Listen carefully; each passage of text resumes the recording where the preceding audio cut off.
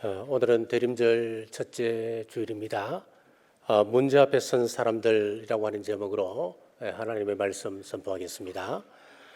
인생 여정에서 절망적인 상황을 만나면 모든 것이 끝난 것처럼 절망하고 포기하는 사람들이 있는가 하면 절망과 좌절을 거부하고 희망을 붙드는 사람들이 있습니다. 가능성의 세계를 보고 내가 할 수 있는 작은 일부터 시작하게 됩니다. 이것이 바로 신앙의 사람입니다. 지금 우리의 정치는 방향을 잃고 표류하는 배와 같습니다. 사회와 안보는 세계에서 가장 호전적인 세력과 대치하며 불안하고, 경제는 미국의 눈치 보랴, 중국의 눈치 보랴, 또 일본과 골깊은 갈등 등 미래가 불투명합니다. 그러나 그리스도인들은 바로 이때에 희망을 선포합니다. 모든 사람들이 죽게 생겼다라고 말할 그때에 오히려 기적을 꿈꿉니다. 어떤 시골 청년이 서울에 가서 살겠다, 서울에 가서 돈을 벌겠다라고 친구에게 이야기했더니만 친구가 근심 어린 눈으로 이렇게 충고합니다. 야, 친구야, 서울에 가면은 물 한 병도 돈 주고 사 마셔야 된대 라고 이야기했더니만 친구가 하는 이야기가, 그 봐, 서울에는 물 한 병만 팔아도 돈을 벌 수가 있어. 언제나 믿음과 희망을 보는 사람이 있는가 하면 안 되는 것만 보는 사람이 있다라고 하는 이야기입니다. 벼룩 여왕 미국의 루이즈 로스차일드 박사가 벼룩의 점프력을 연구를 했습니다. 벼룩은 자신의 키보다 몇백 배를 높이 뛴다고 이야기하지요. 이런 실험을 했습니다. 수십 마리의 벼룩을 실험용 용기에 집어넣고 투명한 유리로 위를 덮었습니다. 그랬더니 이 벼룩들이 탈출하려고 있는 힘껏 뛰어오르게 됩니다. 여기저기에서 탁탁 소리가 나기 시작합니다.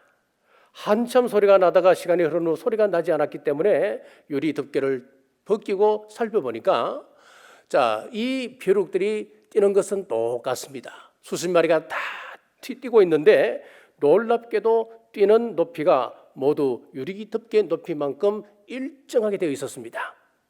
벼룩들은 덮개에 머리를 부딪히지 않으려고 자신의 점프 능력을 유리 덮개 높이만큼 제한을 시켰던 겁니다. 이것이 우리 인생과 똑같습니다. 우리 인생을 거침없이 살아가다가 이런저런 어려움을 겪어보면 스스로 위축되고 자신의 능력을 제한하게 됩니다. 내 환경이 어떻고, 내 가정 형편이 어떻고, 내 능력, 내 학벌, 내 나이가 어떻고 자신의 조건에 갇혀서 부정적인 인생을 살아가게 됩니다. 오늘 본문의 큰 문제 앞에 내던져진 사람들이 나옵니다. 먼저 본문의 배경입니다. 1절 말씀입니다. 그 후에 예수께서 디베랴의 갈릴리 바다 건너편으로 가시매, 여기 그 후에라는 말로부터 6장이 시작되는데, 그럼 그 후에라고 하는 것은 무슨 이야기일까요? 5장 이후 그런 의미입니다. 예수님께서 예루살렘에서 38년 된 병자를 고쳤다는 이유와, 그리고 예수님 자신을 하나님과 동등됨으로 표현했다고 하는 그 이유 때문에 유대인들이 예수님을 죽이려고 했던 바로 그 이후입니다. 그 후에 예수님께서 갈릴리 바다 건너편으로 가셨습니다. 4절 말씀을 보면은 마침 유대인의 명절인 유월절이 가까운지라, 유월절이 되면 유대인들은 너나 나나 할 것 없이 전부 다 예루살렘을 향하여 긴 순례길을 떠나게 됩니다. 그런데 예수님께서는 예루살렘으로 가시지 아니하고 갈릴리 건너편으로 가십니다. 왜 예수님께서 예루살렘으로 가시지 않으셨을까요? 표면적인 이유는 자신을 거부하는 예루살렘에 가지 않았고, 그러나 또 실질적인 이유가 있습니다. 그들이 지키는 유월절은 여호와의 절기가 아니었습니다. 유대인의 명절로 전락되어 있기 때문이었습니다. 그래서 4절에 보면 유대인의 명절이라고 했습니다. 그러나 성경은 분명히 말씀합니다. 출애굽기 12장 11절에 보면 유월절을 이야기하기를 여호와의 유월절이다 그랬습니다. 레위기에도 보면 명절을 이야기할 때에 여호와의 명절이다 그랬습니다. 그러나 지금 하나님의 영광이 떠나버리고 그저 사람들만 오르락내리락 하면서 형식에만 머물러 있는 것을 보고 유대인의 명절이라고, 요한은 의도적으로 강조하고 있습니다. 그래서 우리 예수님께서는 예루살렘으로 향하지 아니하고 갈릴리 바다 건너편으로 가셨습니다. 그때 큰 무리가 따랐습니다. 그 무리들이 어떤 사람이었을까요? 2절 말씀입니다. 큰 무리가 따르니 이는 병자들에게 행하시는 표적을 보았음이라. 오늘날 또 구원에 관한 관심보다는, 생명에 관한 관심보다는 자극적인 기적이나 눈요기로 교회를 찾아오는 사람들이 있을 수 있다 이야기입니다. 예수님께서 산에 오르셨습니다. 3절 말씀입니다. 예수께서 산에 오르사 제자들도 함께 거기 앉으시니, 마태복음에서는 이곳을 빈들이라 했습니다. 마태복음 14장 15절입니다.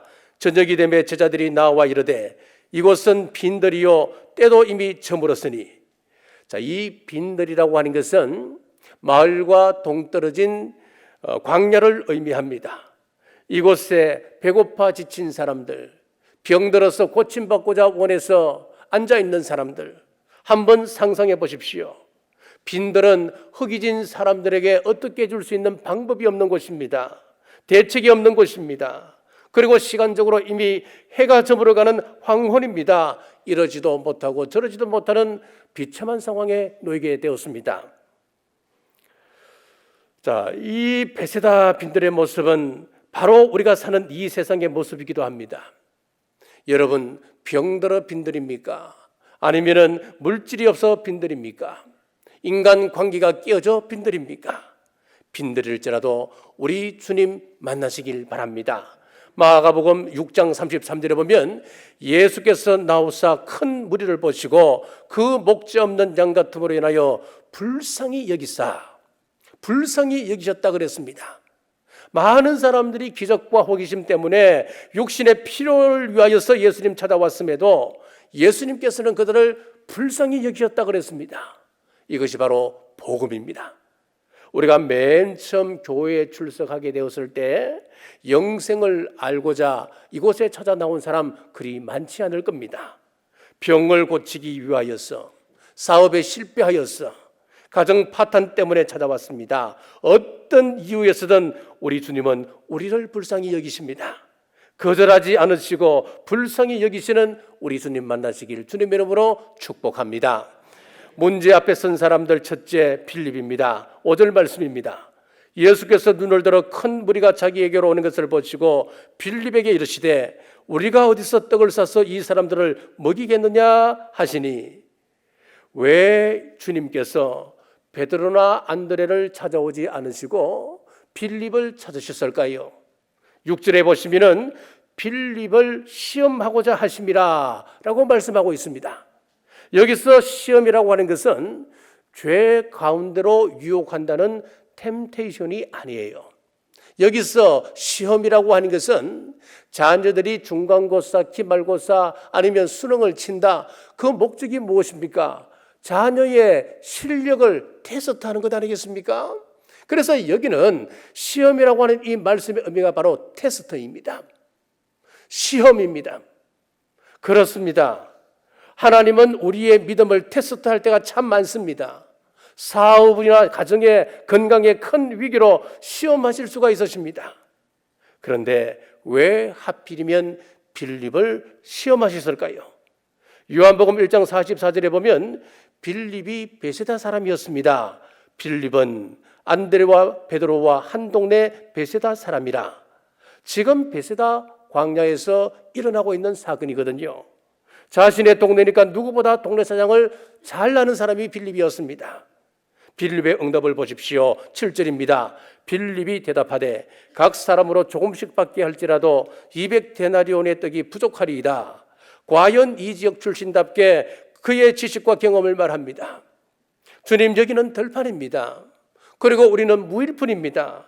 조금씩 받게 할지라도, 이 부분을 영어 성경 NIV 성경에서는 한 입씩만 먹여도 그렇게 번역을 했습니다. 우리에게 돈도 없거니와 만약 돈이 있어서 한 입씩만 먹여도 200데나리온의 떡으로도 부족합니다 라고 했습니다. 한 데나리온은 장정 한 사람의 하루 품삯입니다. 그럼 200데나리온은 200일의 품삯이 되겠지요. 아마 이랬지 않았겠습니까? 내가 이 지역을 잘 아는 사람인데, 내가 이 지역 출신인데 이만한 약의 떡을 팔 만한 가게도 없거니와 이들을 그렇다고 해서 한 명씩 조금씩만 먹인다 해도 200데나리온의 떡이라도 부족합니다. 자, 그러니까 이들을 우리가 먹일 수 없으니까 이들을 돌려보내시지요. 빌립은 합리적으로 정확한 계산을 하였습니다. 그러나 우리 주님의 능력을 자신의 계산 속에 넣지를 못했습니다. 빌립은 이미 가나 혼인잔치에서 물로 포도주로 바꾸시는 주님의 기적을 체험했던 사람이었습니다. 38년 된 병자를 고치시는 기적을 옆에서 보았습니다. 그러나 막상 내 문제로 등장할 때는 자신의 삶에 우리 주님의 능력을 배제시켰습니다. 오늘 우리의 삶 가운데 시험이 닥쳐올 때 우리도 이런 모습으로 응답할 때가 많이 있습니다. 평안할 때는 감사하다 하더라도 심각한 시험과 위기가 올 때는 자기 역량만큼만 인정을 합니다. 그런 사람에게는 우리 하나님이 자기 주목만한 하나님입니다. 자기 지식만한 하나님, 내가 가진 저금 통장만한 하나님으로 제한되는 것입니다. 그래서 일본의 유명한 우찌무라 간조는 우리 하나님을 계산하는 죄를 짓지 말라라는 말을 했습니다. 교회 안에서도 빌립 같은 사람은 얼마든지 있습니다. 교회에서 무슨 일을 하자 하면 자기 경험에 비추어서 비교하고 계산해보고 우리 역량으로는 안 된다, 힘든다, 이것 할 수 없다. 자기만 그렇게 이야기하면 좋은데 이를 추진하려고 하는 사람들에게 찾아가서 겨우 그런 것 가지고 그 능력으로 일을 감당한다고 꿈깨라 꿈깨 핀잔을 주며 방해하고 막았습니다. 사랑하는 여러분, 우리 예수님의 능력을 자신의 지혜에, 자신의 능력에, 자신의 재물에 제한하지 말기를 주님의 이름으로 축복합니다. 문제 앞에 선 사람들 둘째 안드레입니다. 8절에서 9절입니다. 제자 중 하나 시몬 베드로의 형제 안드레가 예수께 여짜오되 여기 한 아이가 있어 보리떡 5개와 물고기 2마리를 가지고 있나이다. 그러나 그것이 이 많은 사람에게 얼마나 되겠사옵나이까. 믿음의 사람은 비록 조그마한 가능성이라도 그 가능성을 보고 감사합니다. 안드레는 도시락 하나 가진 소년을 예수님께로 인도했습니다. 성경에서 안드레는 이런 은사를 가진 사람이었습니다. 사람들을 예수님께로 소개하는 은사가 있었습니다. 자신의 친형인 베드로를 소개한 사람이 안드레였습니다. 헬라인들이 찾아왔을 때 다른 제자들은 본체 만체했습니다마는 그 헬라인들을 예수님 앞으로 인도했던 사람이 안드레였습니다. 그리고 문제가 있을 때마다 그 문제를 가지고 예수님 앞에 나아갔던 사람 또한 안드레였습니다. 그렇습니다. 한 사람은 처음부터 비관적으로 체험했던 반면에 또 한 사람은 그래도 작은 무엇이라도 제시하며 문제를 해결하려고 했던 자세를 가졌습니다. 이 차이였습니다. 무조건 안 된다, 털렸다가 아니라 겨자씨만한 믿음을 소유하고 보리떡 5개와 물고기를 가지고 예수님께로 나아갔습니다. 다른 제자들이 이런 안드레의 모습을 보고 비웃진 않았을까요? 아마 비웃었을 거예요. 안드레 쟤는 왜 저런지를 몰라. 안드레는 세상 물정을 몰라도 너무 몰라. 제 정신으로 하는 거야. 지금 상황이 얼마나 심각하게 돌아가는데 지금 제정신이 아닌 것 같아. 안드레가 다른 제자들의 비웃음을 몰랐을까요? 안드레가 바보였을까요? 아니었습니다. 그도 이 도시락 하나가 큰 무리들 앞에서 보잘것없다고 하는 사실을 정확하게 알았습니다. 그래서 그것이 이 많은 사람에게 얼마나 되겠사옵나이까. 어떻게 보면 이중적인 태도를 보인다 할 수 있습니다. 그러나 안드레가 알고 있었던 하나가 있었습니다. 그것은 바로 우리 예수님께서 얼마나 긍휼함으로 이 사람들을 먹이고자 하신다는 그 마음을 알았습니다. 그리고 또 하나가 있습니다. 예수님의 능력을 믿었습니다. 빌립과 마찬가지로 물을 가지고 포도주를 만드셨던 그 기적을 옆에서 체험했었고 38년 된 병자를 고치시는 기적 또한 옆에서 지켜보았습니다. 그렇기 때문에 보잘것없는 오병이어일지라도 우리 예수님께서 기적을 베푸실 수도 있다라고 하는 기대를 가지고 있었습니다. 이런 믿음이 있었기 때문에 그런 비웃음을 극복하고 손때 묻은 보리떡 5개와 물고기 2마리를 가지고 나올 수 있었습니다. 미켈란젤로가 어느 날 한 돌을 발견하고는 마치 미친 사람처럼 끌끌 소리를 내어 큰 소리로 웃습니다. 그리고 이렇게 외쳤습니다. 야, 다윗이 걷고 있다. 다윗이 걸어 나온다. 사람들은 비로소 미켈란젤로가 미쳐간다라고 생각을 했습니다. 그러나 미켈란젤로는 그 돌을 가져다 정성을 다하여서 다윗상을 만들게 되었습니다. 미켈란젤로는 평범한 돌을 보면서 그 돌에서 다윗상이 만들어질 것을 보았습니다. 이것이 바로 믿음의 안목인 것입니다. 인간의 눈으로는 분명히 부족하지만 그래도 믿음으로 가능성을 찾아갔습니다. 다니엘에게 왕의 명령이 떨어졌을 때에 다니엘이 무슨 대책이 있었겠습니까? 없었습니다. 오직 하나님만 바라보았습니다. 그랬더니 천사가 사자의 입을 봉해 버렸습니다. 아수르 산헤립의 군대가 예루살렘을 포위했습니다. 누가 봐도 예루살렘은 망하는 것입니다. 그때 히스기야는 인간적인 작전을 짜지 않았습니다. 산헤립이 보냈던 하나님을 모독하고 이스라엘 백성을 모독하는 편지 내용을 하나님 앞에 보이며 성전에서 그는 기도했습니다. 그랬더니 하나님의 특별하신 방법으로 그날 밤에 18만 5천 명이 송장으로 변하는 역사가 일어났습니다. 세계적인 원자력 과학자요, 과기처 장관을 2회나 역임했던 정근모 장로님, 그는 고등학교 1학년 때 자퇴를 하고 검정고시를 쳤습니다. 그리고 서울대 물리학과에 들어갔습니다. 졸업 후에 미국 미시간 대학에 갔습니다. 거기에서 석사 과정을 아예 그치지도 아니하고 박사 과정에 들어가서 6개월 만에 박사 학위를 취득하고 27세에 미국에서 교수가 된 분입니다. 그러니까 천재 중에도 천재가 바로 정근모 장로님이십니다. 이런 사람이 하나님을 인정하기 참 힘들지요. 그런데 그 아들이 중병에 걸려서 여러 번 수술을 할 때에 아무리 세계적인 원자력 학자라도 세계적인 그런 과학자라도 자기가 자신의 자녀의 그 아픔 가운데 어떻게 할 수 있는 일이 하나도 없었습니다. 자신의 무능함을 깨닫게 되었습니다. 한계를 깨닫게 되었습니다. 그런 하나님 앞에 무릎을 꿇을 수밖에 없었습니다. 사랑하는 여러분, 한계 속에 갇혀서 아집으로 살다가 망하는 사람 되지 마시고 인간의 한계를 겸손히 고백하고 하나님 의지했던 안드레 같은 여러분 되시길 주님의 이름으로 축복합니다. 문제 앞에 선 사람들 셋째 소년입니다. 9절 말씀입니다. 여기 한 아이가 있어 보리떡 5개와 물고기 2마리를 가지고 있나이다.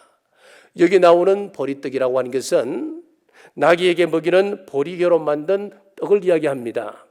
이것은 가난한 사람들의 음식이기도 했습니다.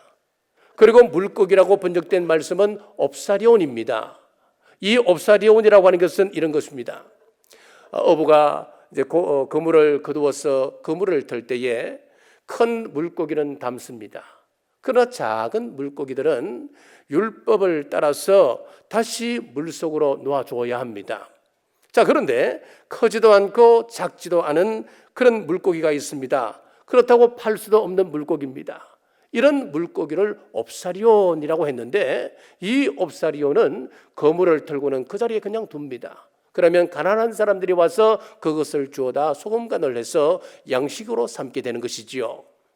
지금 예수님 앞에 보리떡 5개와 옵사리온 2마리입니다. 어린아이니까 보리떡을 내놓았지. 어린아이니까 이런 작은 물고기를 내놓았지. 어른 같았으면 창피하다. 그것을 어떻게 내놓을 수 있었겠습니까? 그러나 어린아이 손에서 나온 보잘것없는 도시락이었습니다마는 이것이 우리 예수님 손에 들려오질 때 의미가 달라지기 시작하는 겁니다. 성경 역사를 보면 하나님은 보잘것없는 것을 사용하셔서 역사를 이루어 가셨습니다. 나귀의 특별을 보십시오. 그것은 보잘것없는 것입니다. 사람들의 발에 밟히는 것입니다. 그도 차이는 아주 존재감이 없는 것이 낙이 턱뼈 아니겠습니까? 그러나 그 턱뼈가 삼손의 손에 들려질 때에 블레셋 사람 1,000명을 죽이고 이스라엘을 구하는 도구가 되는 것입니다. 물맷돌, 그게 무슨 의미가 있습니까? 하지만 하나님께서 다윗 손에 쥐어졌을 때에 거인 골리앗을 죽이는데 사용되어질 수가 있었습니다. 사랑하는 여러분, 신앙은 계산이 아닙니다. 신앙생활 한 달 합시고 여러분 계산하지 마십시오. 신앙이라고 하는 것은 하나님 앞에서 믿음이고 순종입니다. 비록 내가 가진 것이 100밖에 되지 않더라도, 그것이 적은 것이랄지라도 온전한 믿음과 순종함으로 하나님 손에 받쳐질 때에 우리 주님께서는 그것을 기쁘게 받으십니다. 온전한 믿음과 순종은 기적을 일으키는 마중물입니다. 주님께서 받으시는 산 제물입니다. 바로 그때 주님의 기적이 시작됨을 믿으시길 주님의 이름으로 축복합니다. 이렇게 할 때 우리 주님께서 축사하셨습니다. 10절에서 11절입니다. 예수께서 이르시되 이 사람들로 앉게 하라 하시니 그곳에 잔디가 많은지라 사람들이 앉으니 수가 5,000명쯤 되더라. 예수께서 떡을 가져 축사하신 후에 앉아있는 자들에게 나눠주시고 물고기도 그렇게 그들의 원대로 주시니라. 주님 손에 들려진 보리떡 5개와 물고기 2마리는 단순한 오병이어가 아니었습니다. 이 오병이어 안에는 우리 주님께서 원하시던 것이 들어있었습니다. 안드레의 믿음이 들어있습니다. 한 소년의 헌신이 들어가 있습니다. 그리고 마가복음에서 제자들에게 이제 나누두라 그렇게 말씀하고 계십니다. 마가복음 6장 41절입니다. 예수께서 떡 5개와 물고기 2마리를 가지사 하늘을 우러러 축사하시고 떡을 떼어 제자들에게 주어 그 사람들에게 나누어 주게 하시고 또 물고기 2마리도 모든 사람에게 나누시매. 여기 보면은 제자들의 순종이 나옵니다. 제자들은 분명히 앞쪽에서 보면은 믿음에서 실패한 사람들이 많았습니다. 그러나 이후에 그들은 예수님께서 나누주라 했을 때에 제자들은 두말라지 아니하고 광주리를 들고 그들에게 이것을 나누기 시작했습니다. 순종하기 시작했습니다. 왜 선악과를 먹음으로 인류가 타락했을까요? 순종하지 않았기 때문에 그렇습니다. 먹지 말라고 하는 것 먹었으니까 그것이 죄가 되는 것이었습니다. 하나님께서 왜 노아를 의인이라고 말씀해 주셨습니까? 순종했기 때문에 그렇습니다. 자기 이성으로 그것을 감당하기 어려웠을 것입니다. 긴 세월 동안 세상 사람들의 비아냥을 들으면서 산 위에서 배를 짓는다. 여러분 얼마나 힘들었겠습니까? 아무나 할 수 있는 것이 아니었습니다. 하지만 그는 순종했습니다. 그렇습니다. 제자들도 순종할 때에 주님께서 베푸시는 기적에 동참할 수 있었습니다. 어떤 기적이었습니까? 빌립은 조금씩 줄지라도 라고 하는 믿음이었습니다만은 우리 주님께서는 저희의 원하는 대로 주라 그랬습니다. 떡 10덩이를 달라 하면 10덩이를 주게 했습니다. 나는 물고기는 싫다 하면 물고기는 주지 않았습니다. 그랬더니만 장정 5,000명이 먹고 13절입니다. 이에 그 돈이 보리떡 5개로 먹고 남은 조각이 12바구니에 찼더라. 우리 예수님의 분배의 원칙, 우리 예수님의 생명 공급의 원칙에 순종하게 되면 빈손으로 시작했지만 12광주리가 남게 됩니다. 이것은 영혼을 섬기는 분들이 체험하는 특권이기도 합니다. 내가 섬겨보니까, 내가 가르쳐보니까, 내가 순종함으로 이렇게 봉사해보니까, 내가 사역에 직접 참여해보니까 누구보다도 먼저 내가 많이 배웁니다. 내 영혼이 살아났습니다. 내 영혼이 살찌는 것을 경험합니다. 그런 간증들을 여러분 많이 들으시지요. 그것이 바로 이것인 겁니다. 이 말입니다. 성도에게는 빈들의 기적을 일으킬 수 있는 믿음의 씨앗이 있습니다. 우리 주님께서도 우리에게 묻습니다. 내 손에 무엇이 있느냐? 노래하는 은사, 가르치는 은사, 봉사하는 은사, 섬기고 접대하는 은사, 전도하는 은사, 긍휼히 여기는 마음, 여러분 찾아보시면 수도 없이 많은 것을 찾을 수가 있습니다. 미디안 광야에서 하나님은 모세에게 내 손에 가지고 있는 것이 무엇이냐 물으십니다. 예, 양치는 지팡이입니다. 그것을 우리 하나님 앞에 내려놓을 때 그 하찮은 지팡이로 말미암아 홍해를 갈랐습니다. 광야에서 반석을 갈라서 샘물로 이스라엘 백성들을 구원해내었습니다. 사르밧 고아부에게 엘리야가 내 집에 있는 것이 무엇이냐? 밀가루 한 움큼과 기름 조금밖에 없습니다. 그것을 내놓을 때에 밀가루와 기름이 마르지 않는 기적을 경험하게 되었습니다. 주님은 이 시간 내 재능이 무엇이냐 물으실 때에 그것을 숨겨두고 움켜쥐고만 있으면 내 은사는 소멸되고 맙니다. 그러나 그것을 하나님 나라 위해서 안드레의 믿음과 소년의 헌신과 제자들의 순종이 되어지면 기적의 씨앗이 됨을 믿으시고 기적의 주인공으로 살아가는 우리 남부의 모든 성도님들 되시길 주님의 이름으로 축복합니다. 기도하겠습니다. 전능하신 아버지 하나님, 은혜와 사랑을 감사합니다. 우리 주님께 도시락을 내놓은 어린 아이의 헌신과 주님 능력 믿는 안드레의 믿음과 믿음에는 실패했지만 제자들이 순종할 때 놀라운 기적이 일어났습니다. 비전 2027을 허락하신 하나님, 우리 교회의 능력으로 하는 것이 아닙니다. 우리의 힘으로 하는 것이 아닙니다. 우리의 힘은 부족합니다. 연약합니다. 하지만 하나님께서 함께 하시면 넉넉하게 이루심을 믿고 기도하며 최선을 다해 동참할 때 기적의 주인공이 되는 우리 모두 되게 하옵소서. 다시 오실 예수님 이름으로 간절히 기도드리옵나이다. 아멘.